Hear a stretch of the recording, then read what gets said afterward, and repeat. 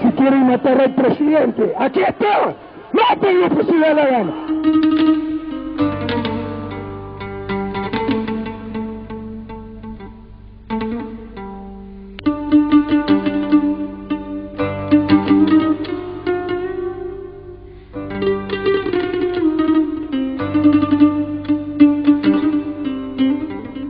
Yo era la persona que recibía todos los contactos de las FARC, que entraban tanto por Ecuador, salían por Ecuador, ecuatorianos, colombianos y de otros países. Yo era la persona encargada de mandar las personas hacia donde Raúl Reyes. Donde yo no me hubiera puesto de sapo, Raúl Reyes todavía estuviera vivo. Y a mí me dejaron ciego debido a los balazos que recibí en los ojos.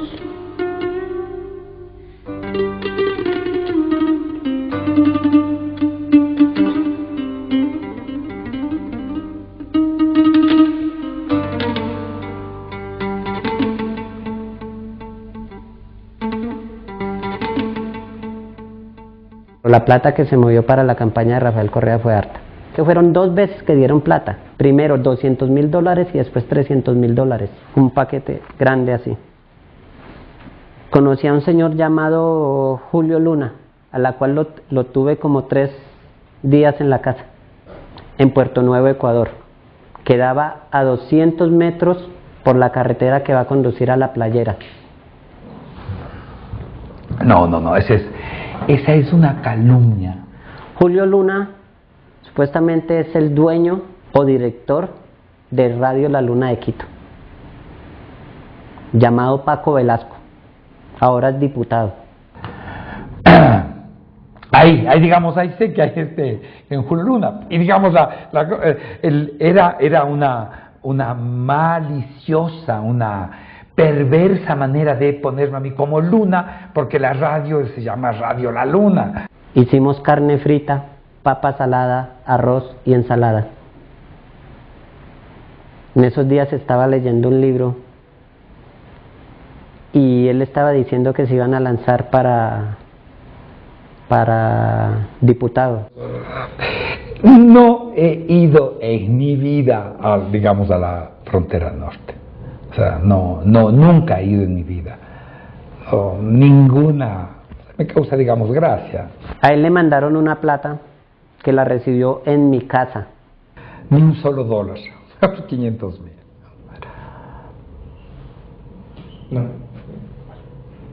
El señor Velasco es un asambleísta al momento de Alianza País. En el tiempo que subió Correa, era una persona que era un comunicador de Radio La Luna y fue la persona que movió las organizaciones sociales para el derrocamiento de Lucio Gutiérrez. A Álvaro Novoa se le metieron 50 kilos de cocaína en un barco bananero de él antecitos de empezar la campaña, para tratarlo a él como narcotraficante. ¿Eso nunca pasó?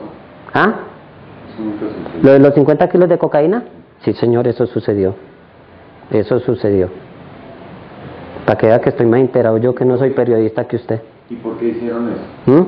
Para desprestigiar a Álvaro Novoa. Se hizo un chequeo, yo hice un chequeo y pude determinar que en 2 o 3 ocasiones, si no estoy mal, hay buques de la flota del señor Novoa que llevaban o transportaban este tipo de alcaloide y que tuvieron algún problema. Discutir si Correa recibió o no de la FARC me parece infantil. Es obvio que recibió dinero de la FARC. Las pruebas son concluyentes. Yo hice de recaudador porque con la cara de Correa que tengo daba garantías de que el dinero iba a los fines que se proponía, que era la campaña presidencial. A mí me buscó el coronel Jorge Brito, coronel retirado. El coronel Brito se prestaba para hacer retenes de milicianos y guerrilleros en la vía entre Lago Agrio y La Punta, para ver quién secuestraba. Él era el jefe de sicarios, prácticamente de la guerrilla. Entonces me subió a un trooper conducido por 2 jóvenes. Hoy debo suponer que eran chicos de la FARC. Y en el asiento atrás él me dice, mira, Las FARC están bien agradecidas con Tuñaño, porque no los llaman terroristas, sino combatientes. Y ellos quieren que Tuñaño sea presidente. Y están dispuestos a poner toda la plata que se requiera. Hoy tengo $100.000. Yo dije, Fabricio, piensa rápido, porque yo no le puedo aceptar a la FARC plata. Entonces, yo le digo, y sin resentido, ¿no? Entonces le digo, Jorge, le digo, chuta, dígale a los chicos de la FARC que de corazón les agradezco el gesto, pero que a Dios gracias me está yendo bien en la recaudación y que ellos necesitan más que nosotros esta plata. Pero usted tuvo que ver con contribuciones para la campaña Ninguna. de Correa en Creo que ningún momento. por eso yo digo en el inicio, me ratifico en la versión que está en la fiscalía.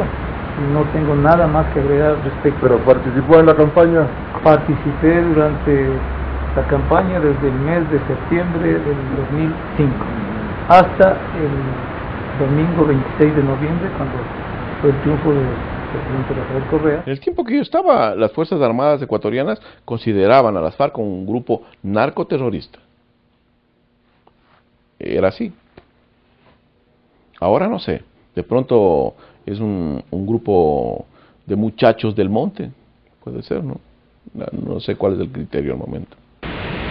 Mire, creo que la política del Estado ecuatoriano como Estado es que las FARC son un grupo insurgente, no son terroristas. Y ayuda en dólares a la campaña de Correa y posteriores conversaciones con sus emisarios, incluidos algunos acuerdos según documentos en poder de todos nosotros, los cuales resultan muy comprometedores en nuestros nexos con los amigos. En ese video, el Mono Jojoy establecía una donación a la campaña del presidente Correa, informando sobre las actividades cumplidas por Marulanda. En esa condición hicimos lo que teníamos que hacer, verificar la autenticidad o la posible manipulación de ese video con los recursos técnicos con que contábamos en el Ecuador y en el extranjero. Se contrató un especialista que informó que el video había sido sometido a múltiples copias, pero que sus contenidos no habían sido manipulados. Las FARC y el narcotráfico han logrado penetrar varias instancias de los organismos políticos, judiciales, culturales y sociales, conforme se evidencia en el cuerpo de este informe.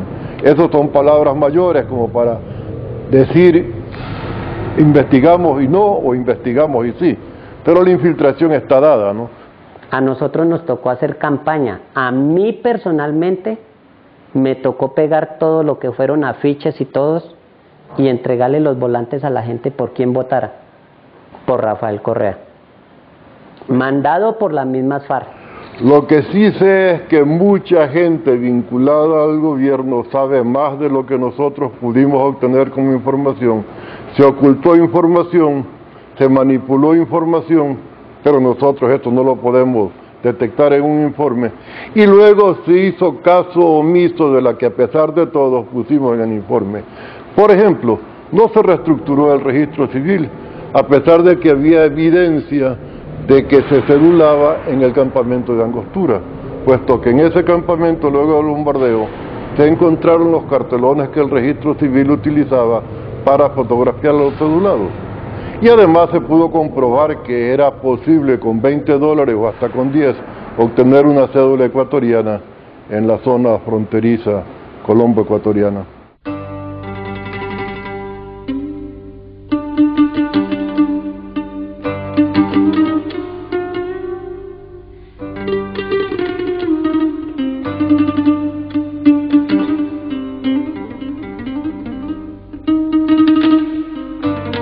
Nosotros teníamos información, era sobre este señor Castillo.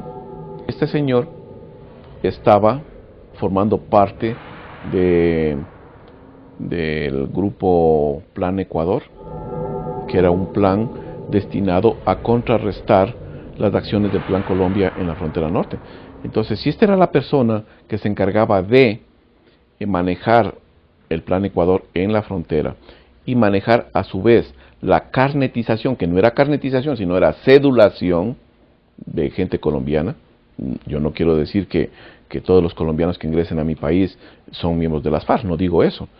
Pero ¿quién me asegura a mí que en esa cedulación, siendo un miembro de las FARC el que está cedulando, me vengan a entrar acá cantidad de gente? Porque gran cantidad de miembros del secretariado tienen cédulas de identidad ecuatorianas. Entonces, yo voy uniendo las piezas nada más. La labor mía era la principal esta, como recibir para Raúl Reyes, recibir para Oliver Solarte. Oliver Solarte reemplazó a el comandante del Frente 48, un hombre llamado Edgar Tovar, o conocido como el Ingeniero, tal vez uno de los comandantes más cualificados que tuvo las FARC. Oliver Solarte aparece en el informe en una fotografía con uno de los hermanos Otaiza. Los hermanos Otaiza son dos actualmente presos en la penitenciaría del Litoral por delitos vinculados al narcotráfico, según se los inculpa, ¿no? Él era financiero y él era el encargado de recibir todas las armas y coordinar todo lo de narcotráfico. Y Oliver Solarte pasó a manejar todo el tema del narcotráfico del Bloque Sur. Es una persona mucho más narcotraficante, mucho más degradado. Queremos informarles que en una operación conjunta entre todas las fuerzas militares y la policía, se dio de baja a un bandido llamado Oliver Solarte. Este bandido era una persona muy importante dentro de las FARC. Es el equivalente al negro Acacio en el Bloque Sur. El gobierno colombiano dice que lo asesinó en mayo de este año, de 2011, en un bombardeo. Y los reportes en terreno indican que está bien, que todavía en esa zona se trafica con coca a nombre de Oliver Solarte. Otra persona que yo recibía era a Esperanza, a Nubia Calderón, que es el propio nombre de ella. Una persona delegada del Frente Internacional de las FARC, que era el famoso mensajero de las FARC para la región, tenía un nivel de influencia tremendo. Trabajaba en el Congreso Nacional, tenía contactos en diferentes estamentos gubernamentales. Entonces, es una persona que materializaba el nivel de infiltración de un grupo terrorista en los otros países. Yo le anuncié al país que estábamos en riesgo de convertirnos en una narcodemocracia, y la certeza de que eso era válido la ha dado el tiempo. Ha pasado más de un año del informe y ya no se capturan kilos, se capturan toneladas, ya no se establecen solamente pequeñas circunstancias de tránsito, sino que tenemos hallazgos de submarinos al norte y al sur, los laboratorios, los robos de gasolina blanca como parte del procesamiento, los misterios en los volúmenes de cemento que circulan en la frontera norte, el lavado de activos que también es evidente en el Ecuador, y no se dice nada ni se hace nada sobre el asunto, al menos que se sepa. Y Ecuador se convirtió en una zona de lavado de dinero. Hoy en día Quito tal vez es una de las ciudades que más se lava dinero, sobre todo en construcción. Se pueden encontrar edificios en Quito construidos hermosos vacíos, no hay quien los ocupe, eso es lavado de dinero. Hay una gran zona de tráfico de drogas. Y ahí hay un punto de conexión con el tráfico de drogas hacia México. Tal vez Ecuador hoy es de los países que está en mayor riesgo por presencia de cifras narcotraficantes, aunque públicamente las autoridades no lo acepten. Un claro circuito que va de la región amazónica hasta el mar, pasando por Santo Domingo de los Colorados y llega por Manabí al mundo, son evidencias de que aquí la situación es durísima y que no se ha actuado en consecuencia. Pero esto que está siendo motivo de escándalo hoy, ya fue dicho. Y el escándalo, para mi modo de ver, es que el fiscal tomó el informe y se lo guardó.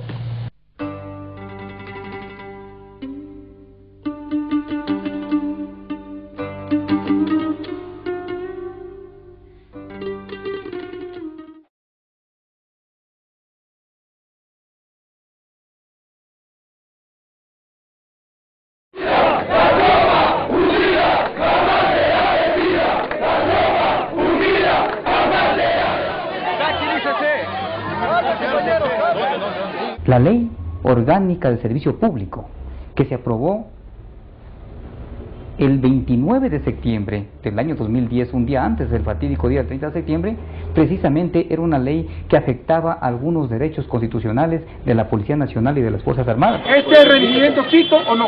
No. Está conectado con el Quito, este es el GOE. conectado, este es el GOE. Yo quiero el regimiento Quito, ¿dónde está el problema? Está acá abajo. ¿Y por dónde se pasa, señor? Por afuera, frente al Metropolitano. ¿Para qué me traen acá? No hay gobierno que haya ayudado más a la policía que este gobierno. Esto es una traición a la patria lo que están haciendo. Tenemos la oficina de arriba. Yo voy a donde está la tropa y donde están los señores. Que ataquen al presidente y que me maten si quieren.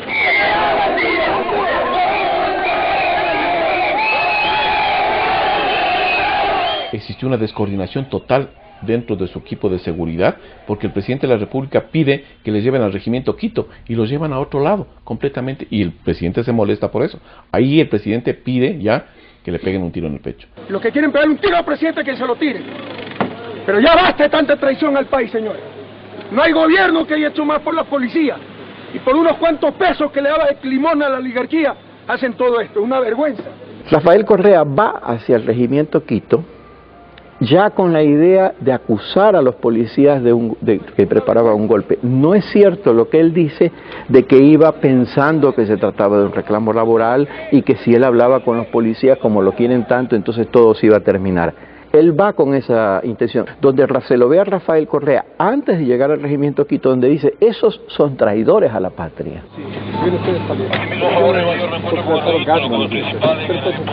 Dígale que le lancen gas al presidente y un tiro en el pecho antes de traicionar hacia la patria.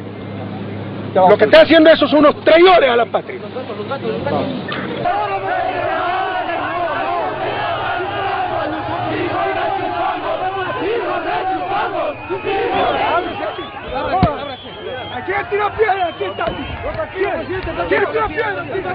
El segundo momento que para mí es importante y que comienza a generar un proceso de escalamiento del conflicto es el momento que el presidente de la República aparece en una ventana del regimiento Quito y llama a la población y a los policías que están ahí a que le peguen un tiro.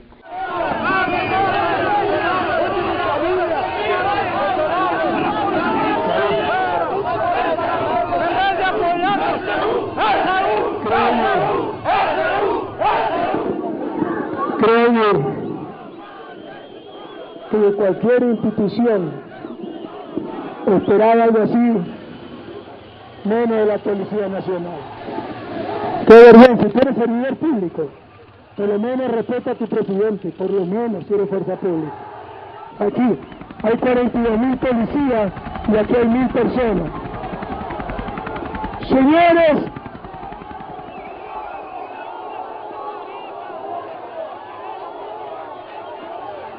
Señores, si quieren matar al presidente, aquí está. Mátenlo si le da la gana. Mátenlo si tienen poder. Mátenlo si tienen valor. En vez de estar en la muchedumbre, cobardemente escondido. Capaz que hay que acusar a los policías de desacato, digo yo, porque la máxima autoridad, que es el presidente, les ordenó que lo maten. Y a Dios gracias, no lo mataron. No deben un paso atrás. Si quieren tomarse los cuarteles, si quieren dejar a la ciudadanía indefensa, si quieren traicionar su misión de policías, su juramento, traiciónenlo. Este presidente y este gobierno seguirá haciendo lo que tiene que hacer.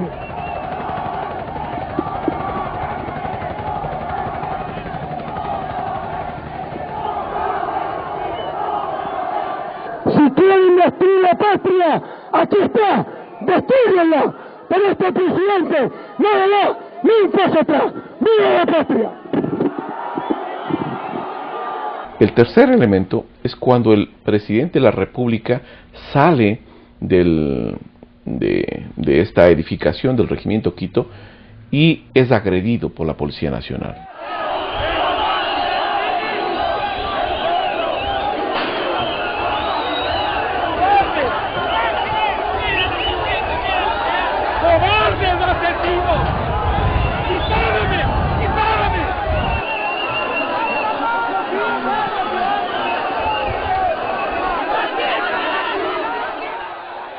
Hubo exabruptos, Y dentro de estos desabruptos pues vemos que hay bombas lacrimógenas, hay gente que trata de golpear al presidente de la República.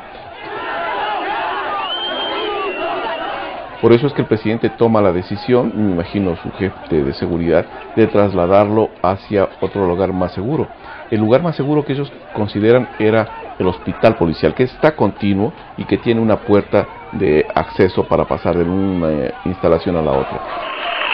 Compañeros policías, no se dejen engañar, porque el presidente escogió a policías, escoge a clases, a dedo para él coger y exponer la situación, por eso es que no se ha dado, porque no nos quiere recibir a los que estamos nosotros pendientes desde la mañana. En este momento nos va a recibir a nosotros. Entonces es tratado en el hospital policial y posteriormente a esto el presidente se queda en el hospital hasta las 4:30 aproximadamente, en donde es dado de alta. Ahora aquí hacemos una calle de honor. El presidente nos vamos a mover de aquí. El pueblo no se va a mover de las calles hasta que la policía se retire de aquí, hasta que el presidente salga libremente en su calidad, en su majestad de presidente. El presidente no está secuestrado. El presidente de los ecuatorianos jamás estuvo secuestrado, lo dijeron los propios ministros. Durante todo el transcurso lo dijeron los propios ministros. Pero el presidente Rafael Correa está comandando la nación. Desde el lugar donde se encuentra en este momento, él está disponiendo todo lo que se debe hacer y actuar. Y es más, ahí están los decretos presidenciales que él mismo los decretó desde el hospital de la Policía Nacional. Decretos como por ejemplo de que nadie pase ninguna imagen, ninguna información, sino solamente los medios públicos y en cadena con los demás medios privados. Decretó el estado de emergencia, así que lo están haciendo. Quiero decirle que el operativo de rescate al presidente de parte de Fuerzas Especiales está listo hace rato. Son las 10:30 de la noche. A esta hora una camioneta de la Fuerza Terrestre fue prendida a fuego. Estamos...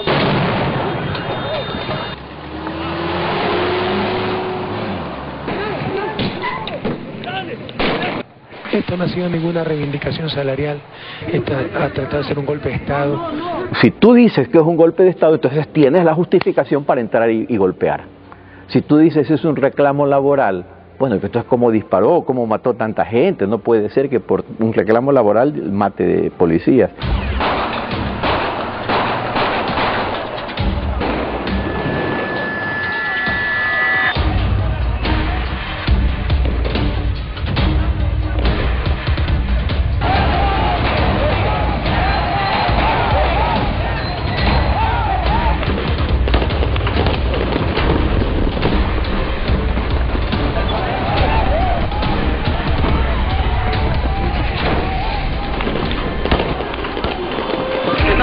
Están hiriendo más policías.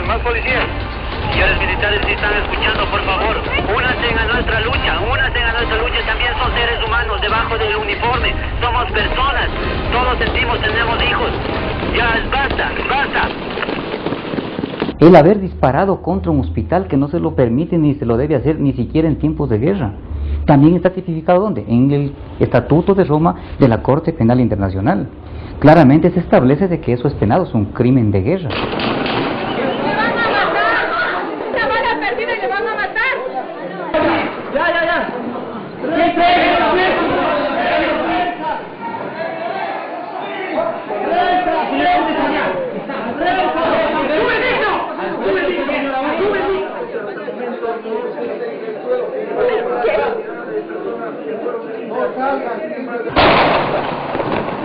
Mantenga.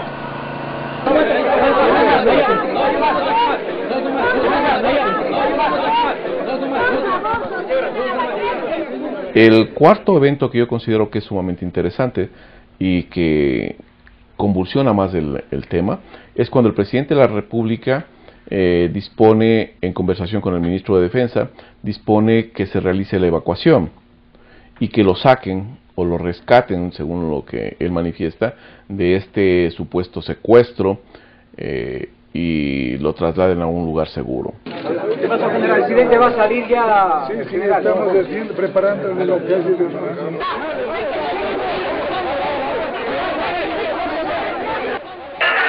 Tú estás está la cabeza, los mandos altos están apoyándole al gobierno.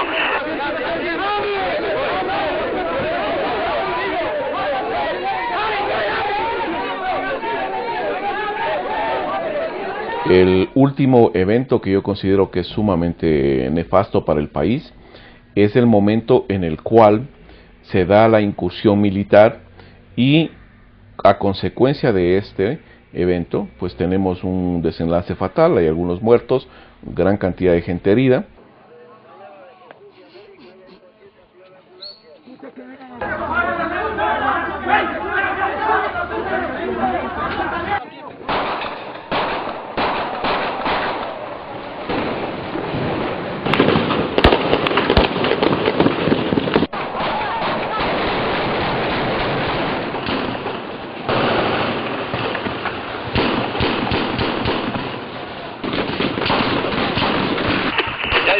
Mi general, ya hay un muerto.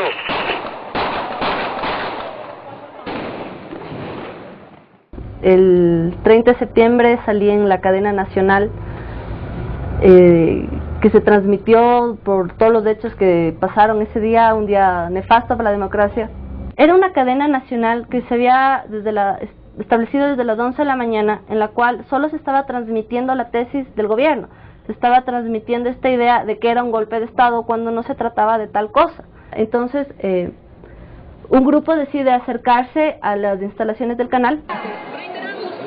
Mientras esta gente entabla esta discusión con la gente del canal en las puertas, hay esta ruptura de las puertas, yo me encontraba todavía afuera. Y después de un momento, yo decido ingresar para ver qué sucedía. Y resulta ser que en la parte izquierda donde yo me paro era el set de transmisión donde efectivamente estaban el director de noticias en plena cadena nacional. A pesar de que la entrevista que yo doy fue a través de una invitación que me hace el director de noticias del canal, que él mismo ratifica en la fiscalía, que dice que él me invitó a pasar y lo hice de forma pacífica, se me inicia un proceso legal por sabotaje y terrorismo. Alejandra no cometió ningún delito más que entrar a ese canal. Ella no fue la que rompió la puerta. Otros sí irrumpieron violentamente, y es verdad. Y esa irrupción merece una sanción muy leve. En ningún caso penal. No se interrumpió jamás la transmisión. Es un delito que atenta contra la seguridad del Estado. Es por ende que tiene penas y sanciones muy altas. Y está penado con reclusión de 8 a 12 años. O sea, estamos hablando de 8 a 12 años de prisión por haber aceptado una entrevista en un canal público. Cuando se siente atacado, entonces es de izquierda. El imperio. Pero para las cosas otras es de ultraderecha. O sea, la criminalización, la persecución a los dirigentes sociales. Solo el hecho de tener 200 dirigentes campesinos laborales acusados de terrorismo, perseguidos por cualquier protesta. Eso la gente lo ha denunciado como la criminalización de la protesta social. Y eso es lo que saca después la prensa. Correa criminaliza la protesta social. O sea, tengo un equipo de fiscales que está todo el tiempo persiguiendo y hay una movilización, hay un paro, enseguida le cae la fiscalía. O sea, le presentan una demanda. Por primera vez, los líderes, los dirigentes, estamos siendo judicializados por esta figura legal en el Ecuador, que no se ha dado ni en épocas de gobiernos de derecha y de extrema derecha. A pesar de que en el Ecuador existimos más de 5 millones de indígenas, el gobierno decía que en el Ecuador los indígenas no podemos tener voces porque somos el 2%. ¿Me puede decir quién fue el estúpido que dijo que eran 0.2%? El 2%. ¿Me puede decir quién fue el estúpido que dijo que eran el 2%? Usted, señor presidente. ¿Tiene el video?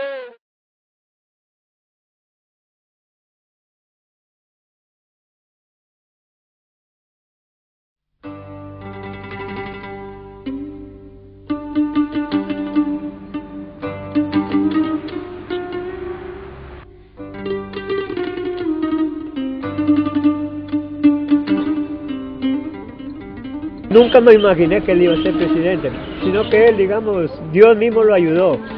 Incluso yo trabajaba ahí cuando él estudiaba. Él vivía aquí aquí al frente vivía él. Sí, nosotros vivíamos aquí y él vivía arriba. Eran separados del papá y ellos solo vivían con la mamá nomás.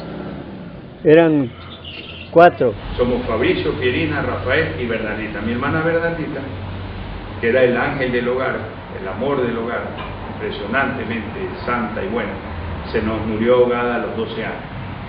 Cuando estuvo detenido en los Estados Unidos mi papá, desde los 8 años yo estaba a cargo del hogar. Él hereda exactamente los rasgos genéticos de temperamento y comportamiento del abuelo y de mi papá, que eran personas, sobre todo mi papá, que desafiaba la ley y quien la ejerce. Y por eso mi papá cometió un grave error que le costó juzgar una condena en los Estados Unidos.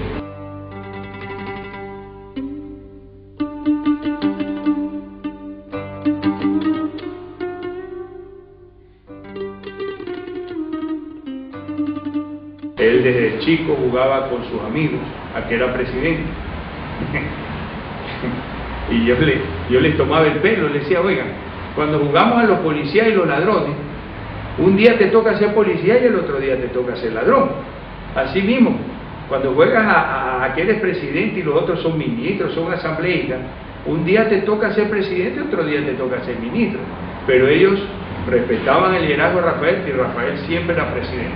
Yo conocí a Rafael Correa como un chico de clase media que estudiaba en una universidad privada, que se esforzaba por estar en esa universidad, también daba clases, y digamos que todos en la Universidad Católica se armó un grupo que era de varias facultades, y la célula en economía de este grupo era precisamente un grupito más chiquito que se llamaba Alianzas, que había sido armado por gente como Rafael Correa, Camilo Samán y quien les habla. Rafael Correa Delgado es un político desconocido para la izquierda ecuatoriana, para los movimientos sociales. Aparece un joven inteligente, intelectual, de formación académica rigurosa, aparece disputando escena pública y disputando tesis económicas fundamentalmente, aunque políticas también. Él tiene una importancia cuando aparece como ministro de Economía y Finanzas del gobierno de Alfredo Palacio, quien era el vicepresidente de Gutiérrez, y tiene algún protagonismo a raíz del proceso empujado por los movimientos sociales y por el movimiento indígena de obtener la caducidad para el contrato de la compañía norteamericana Occidental. Él tiene una relativa participación como ministro, pero son 3 meses que ejerce el cargo como ministro, es decir, su récord es ese. Creo que eso marca como el inicio, el nacimiento de este momento, que es también el acumulado, el resultado de un acumulado social, histórico, político en el país. Digo, tiene un montón de mérito el presidente Correa, pero desde luego aquí atrás, por debajo, hay un país que demandaba, que exigía cambios, transformaciones aquí en el Ecuador. Y la virtud de Correa y de la gente que le rodea es haber capitalizado todo el descontento y toda la simbología de resistencia creada en décadas de lucha del movimiento indígena. Él se apropia de los íconos, de las banderas y de las propuestas del movimiento indígena, de los movimientos sociales y de la izquierda, muy hábilmente, y se convierte en el líder de la revolución ciudadana. Yo apoyé a Correa porque recogió el discurso que muchos habíamos reclamado, contra lo que combatimos infructuosamente, que se llamó la partidocracia. Pero esas mismas prácticas de la partidocracia lo que fue siendo apropiadas por Correa, que además lo que hizo fue poner a los cuadros más cuestionados de esas mismas prácticas dentro de su gobierno. El 80% del gobierno que lucha contra la partidocracia es de la partidocracia. Los grandes negocios que se hacen en el sector petrolero y en telecomunicaciones están manejados por las mismas compañías que manejaron en el tiempo de la partidocracia. Doy un solo ejemplo. Uno de los personajes lobistas fundamentales de Febres Cordero, del Partido Social Cristiano, en el tema petrolero, fue un ciudadano que se llama José Dapelo Benítez, ¿sí? Un lobista. Rafael Correa lo calificó a José Dapelo como un gángster. Dijo, este gángster que con su empresa Ecoavital se ha llevado 140 millones de dólares en contratos con Petroecuador, se me va del país. A los 4 meses que el presidente afirmó esto, Por disposición del presidente Correa, el directorio de Petroecuador le entregó el campo Armadillo, un campo petrolero, a la compañía Ecohabitat del gángster. Cuando Rafael Correa asumió la presidencia, lo hizo con un apoyo, digamos, relativo de un sector importante de la población. Pero desde la presidencia y utilizando todos los recursos del poder, ha ido poco a poco acumulando a través de violaciones constantes de la Constitución, rompimientos del orden institucional, pequeños golpes de Estado, pequeños asaltos al poder hechos desde el mismo poder. Y después ha ido minuciosamente tomando los diferentes órganos del poder público y también los poderes fácticos. Escúchenme bien, ¿eh? El presidente de la República no es solo jefe del poder ejecutivo, es jefe de todo el Estado ecuatoriano. Y el Estado ecuatoriano es poder ejecutivo, poder legislativo, poder judicial, poder electoral, poder de transparencia y control social, superintendencias, procuraduría, contraloría, todo eso es Estado ecuatoriano. Nadie entiende cómo hemos llegado a la instauración de una tiranía en Ecuador, repitiendo la historia de Venezuela. Vivimos un régimen de una justicia fascistoide. Sí. Las últimas reformas que está planteando el gobierno al Código de Procedimiento Penal apuntan a silenciar a la oposición. El presidente Correa, por haber denunciado los actos de corrupción de su régimen, me persigue. Me ha dedicado 275 cadenas nacionales de radio y televisión en menos de un año.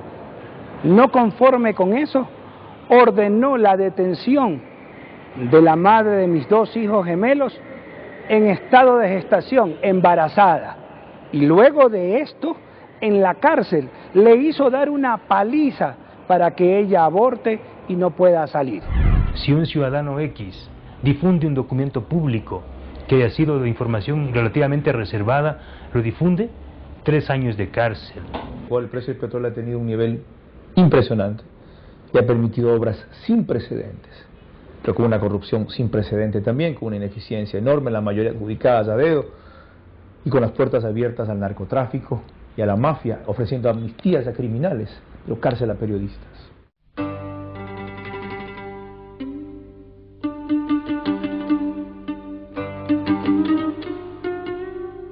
Yo le digo a la gente que me pregunta cómo es el exilio, ¿no? Trato de no pues dar una imagen deprimente. Entonces comento un poco en broma, un poco en serio, que las 2 cosas más terribles, pues por supuesto, es el alejamiento de tu familia y luego esas pequeñas detalles, ¿no? No sé si tú te acuerdas de la película Pulp Fiction, cuando los 2 gángsters van diciendo cómo las grandes diferencias entre los países son los pequeños detalles. Pensaba y pienso todavía hacer algún día un programa de televisión que se llame Sobreviviendo en Miami. Son los 2 primeros pasos que tienes que hacer: comprar un carro y tener una cuenta de ahorro y corriente. Hasta que me di cuenta de eso, me quedé en la casa encerrado casi una semana, porque me di cuenta de que no podía salir, porque tienes que andar en taxi y el taxi cuesta una fortuna. Yo tuve que salir a comprar un carro. Como ves, un carro pequeñito. Me estafaron, según me dicen, me han cobrado demasiado, yo de carros no sé nada. Ahora tengo que sacar una tarjeta de crédito. Emilio Palacio es un activista sindical de izquierda en los años 60, 70, ¿sí? Que, como muchos otros, derivó hacia el periodismo. Me incorporé al diario El Universo, del que pasé a ser su editor de opinión, hasta que Rafael Correa me demandó exigiendo 3 años de cárcel y 40 millones de dólares y 80 millones de dólares conjuntamente con 3 directivos del diario El Universo y el propio periódico. El 6 de febrero del 2011, Emilio Palacio publica un artículo con su firma que hace una referencia a los hechos espantosos, vergonzosos que ocurrieron en el Ecuador en el 30 de septiembre del 2010. Escribió que el presidente de la República podía ser acusado en un futuro de haber cometido un delito de lesa humanidad. y ante una inminente orden de prisión que el fiscal general quería dictar en mi contra, tuve que salir del país intempestivamente y me encuentro hoy en Miami, Estados Unidos. Es este hombrecito de aquí, pequeñito de cuerpo, alma y espíritu, ¿no? Y mente, Emilio Palacio, que solo destila odio, ¿no? La venganza de Correa contra un periodista que en cadena nacional, en el Palacio, en la mesa, frente a él, le preguntó como hombre, como siempre hace. Usted a cada rato dice, me injurió y tengo yo que salir en defensa de mi honor. Sin amilanarse y sin dejar de interrumpir, porque estaba en una entrevista. Está denunciando a la hora porque injurió la majestad de la presidencia de la República.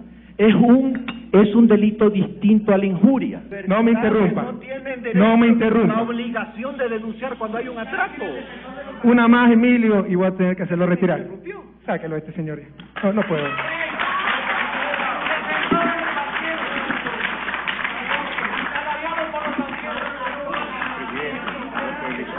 Discúlpame, Carlos, pero yo no puedo aguantar más herida.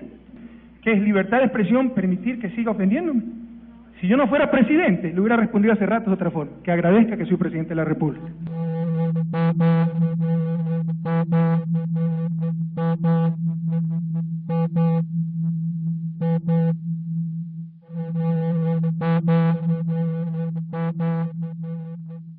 Viene una sentencia que es la consecuencia de una audiencia que se realiza el 19 de julio del año 2011.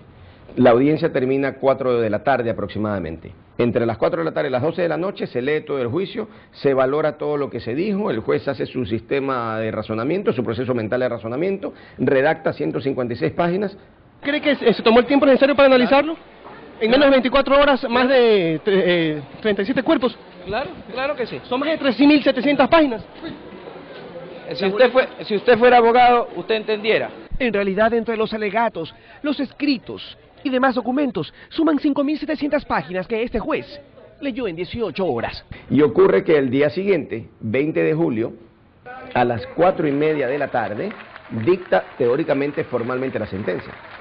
Hay evidencia de que no solamente el juez no hizo la sentencia, porque nadie puede redactar 156 páginas en 24 horas, y hay evidencia además de que el archivo desde el cual se produjo la sentencia en contra de Diario Universo tiene el mismo origen que otro archivo firmado por el abogado del presidente de la República. Es una evidencia científicamente comprobada de que entonces esos dos archivos tienen el mismo origen, es decir, tienen el mismo autor, fueron redactados en la misma computadora, por lo tanto habrían sido redactados por la misma persona. Después de la versión de él, si la memoria no me falla, fue 15 de diciembre del 2011, ese día él había tomado mi nombre diciendo que yo le había entregado un pendrive y que fue este pendrive el que le ayudó a redactar dicha sentencia a la velocidad que la hizo. Mónica Encalada es una ex jueza que intervino en el caso del Universo durante un breve periodo y ella ha hecho unas denuncias gravísimas contra el sistema mismo, contra los abogados del presidente. Es decir, Mónica Encalada ha llegado a afirmar que todo el proceso fue manipulado desde las altas esferas del poder. Eso fue el día 18 de julio, que dijo, abogada, haga usted la audiencia porque yo no me encuentro preparado, del 2011, ¿no?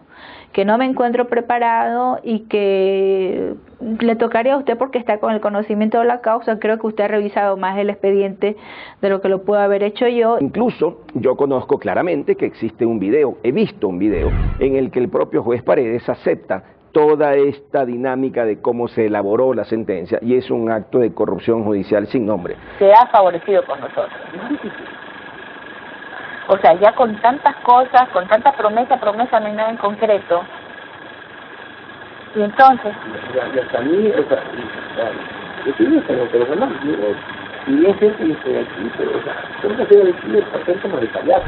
Él comentó que Gutenberg Vera se iba a hacer cargo de los juicios, del cobro, ¿no?, de las cobranzas del Banco Central, que ese contrato estaba a punto de finiquitarse con el gobierno y pues que esto iba a tener una jugosa cantidad de dinero que de ahí puede estar participando el que redacte el que firme la sentencia.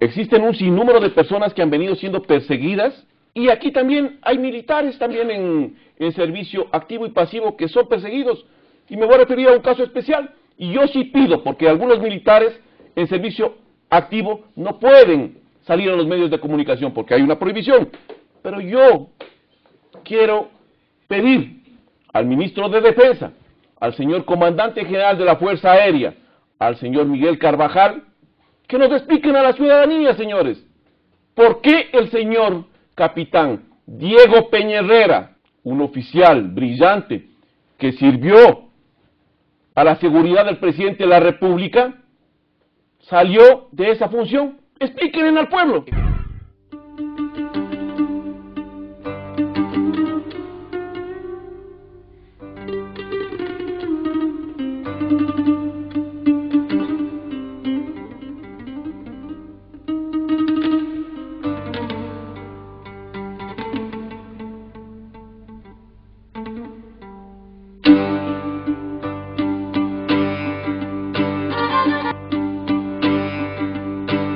El capitán Diego Peña Herrera trabajó específicamente en la seguridad de la familia del presidente de la República.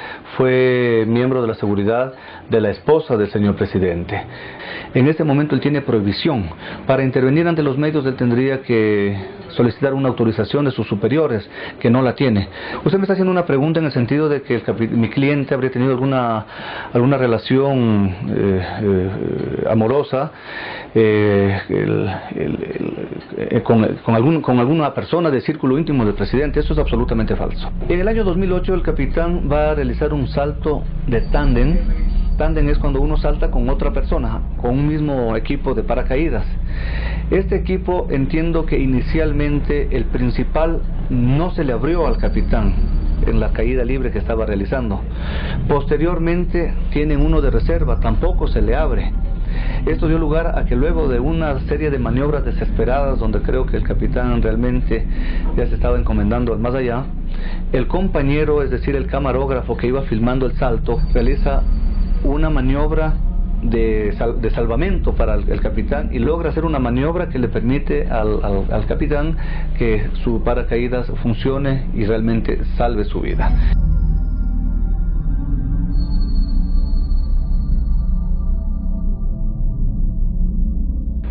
El día 4 de diciembre del año 2011, luego de que el capitán Diego Peña Herrera habría realizado ya algunos saltos en paracaídas, estaban en práctica de salto, se retira a comprar unas bebidas, a conseguir unas bebidas. Como suele suceder, si no está en ese momento el oficial presente, su lugar es ocupado por otra persona.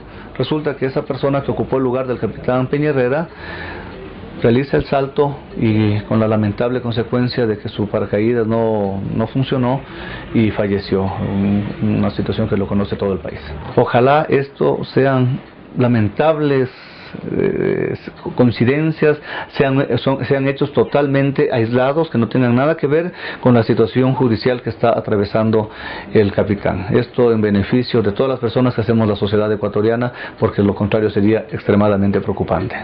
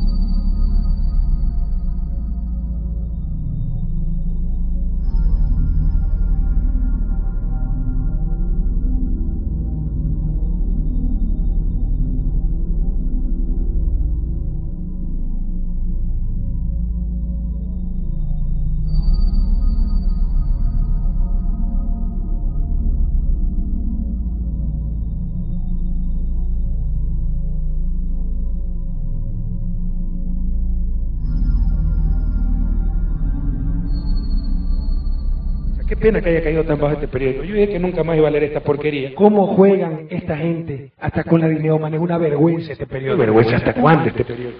¿Hasta cuándo? Yo estoy dispuesto a darle la lucha a esta prensa corrupta. No compren Diario El Universo, compremos Diario El Telegrafo. Tenemos las armas, la ley, todos a demandar a aquellos sicarios de tinta. La tan cacareada libertad de expresión es solamente la voluntad del dueño de la imprenta.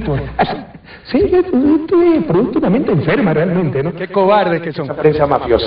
Esta es la prensa corrupta, señores, la mala fe, pero así son de caretuco. Vamos a responderle todas las estupideces que escriben, torpezas tras torpezas. Si quieren ser mala fe, aunque se ilustren un poquito, que hay más repugnancia. Muy inteligente, que en verdad es una miseria humana. Tengan algo de decencia, la desvergonzados. Mafias, son golpistas, conspiradoras, sicarios de tinta.